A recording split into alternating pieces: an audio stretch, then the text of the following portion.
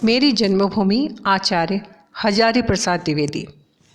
प्रत्येक व्यक्ति को अपनी जन्मभूमि से विशेष लगाव, प्रेम, श्रद्धा और स्नेह होता है और सभी उसके बारे में बात करके भावुक होते हैं, उस जगह पर बार बार जाना चाहते हैं।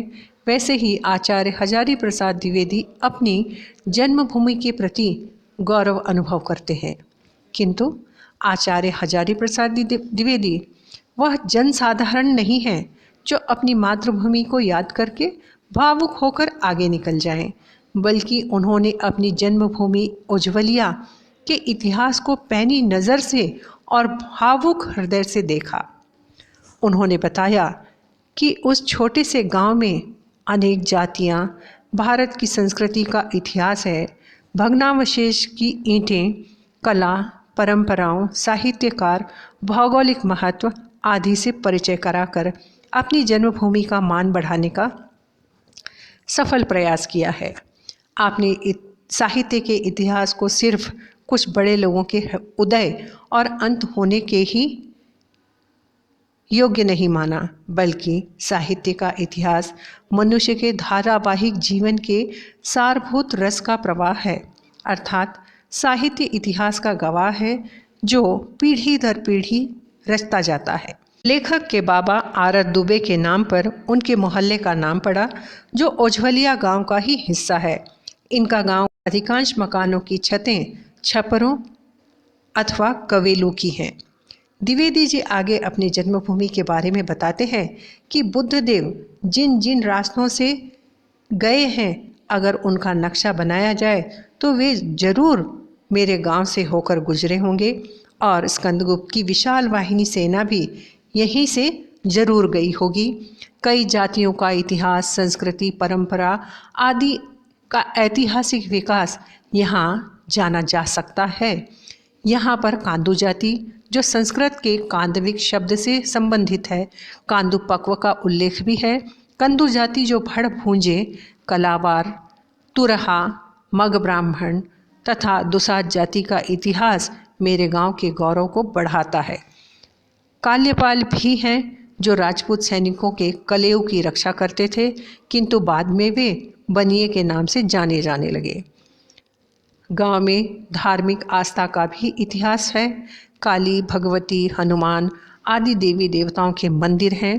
पिलेक मैया अर्थात प्लेग मैया का पूजन भी आश्चर्यजनक है, जो अंग्रेजी सभ्यता का प्रभाव लगता है। इतना ही नहीं, यहाँ के रहवासियों में जीवटता के चिन्ह एक प्रेरणा का कारण है।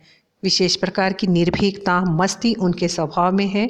शायद प्राकृतिक विपदाओं को अपने जीवन प्रणाली का एक अंग स्वीकार कर लिया है और उससे सामना करने को सदैव तत्पर रहते हैं, और कुछ परवाह नहीं का भाव विकसित हो गया है। इस तरह लेखक अपनी जन्मभूमि के महत्व को स्पष्ट करते हुए बताते हैं कि किसी स्थान के इतिहास को किसी न किसी तरह लिपिबद्ध करना चाहिए, क्योंकि प्रगति मनुष्य के विजय की यात्रा की कहानी कहता है।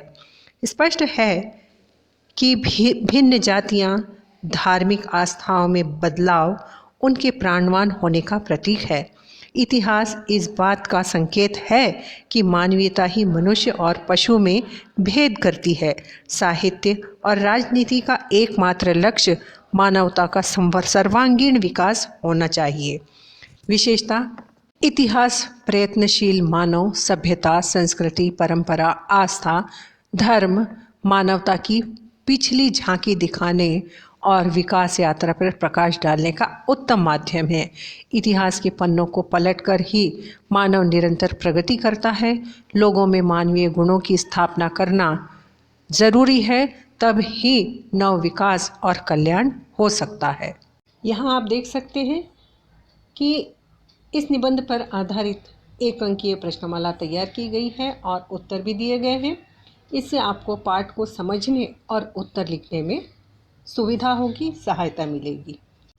अब हम टिप्पणी की ओर बढ़ें, उससे पहले बहुत ज़रूरी बात आप लोगों से शेयर करना चाहती हूँ कि जिस तरीके से दिन पर दिन सब्सक्राइबर्स बढ़ते जा रहे हैं, तो मुझे बहुत खुशी हो रही है कि छात्रों की सहायता के उद्देश्य से जो चैनल मैंने शुरू किया था, उस पर आप सभी का प्यार मुझे बहुत मिल रहा है और आशा करती हूँ कि इसी तरह मैं आप लोगों के काम आऊँ।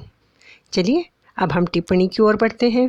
यहाँ पर मेरी जन्मभूमि पर टिप्पणी लिखने का प्रारूप और उसका उत्तर दिया गया है, जिसकी सहायता से आप भी एक अच्छा उत्तर लिख सकते हैं।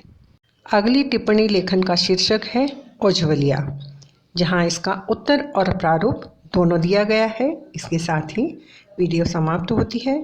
छात्रों, कमेंट करना और किसी अन्य पाठ्य सामग्री की आवश्यकता हो तो पूछना ना भूलिए। धन्यवाद।